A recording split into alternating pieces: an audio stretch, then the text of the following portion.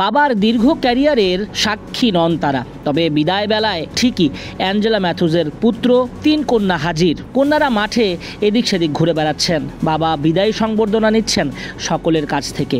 এখন তাদের জন্য অফুরন্ত সময়। ক্রিকেটের ব্যস্ততায় ক্রিকেটাররা অনেকটা সময় থাকেন পরিবারের থেকে দূরে, তবে এখন সন্তানরা বাবাকে কাছে পাবে আরও বেশি, কারণ রিটায়ারমেন্টটা হয়ে গেছে, এখন অফুরন্ত অবসর। ম্যাথুজ তার সন্তানদের নিয়ে পুরো মাঠ ঘুরে বেড়ালেন, ভক্তদের অটোগ্রাফ দিলেন। লঙ্কান ভক্তরা ম্যাথুজের জন্য অনেক পাগল, তাদের সুপারম্যান যে জাতীয় দলের পোশাকটা খুলে রাখবেন। আর তাই তো বিদায় বেলায় এমন স্মরণীয় মুহূর্ত তৈরি হলো।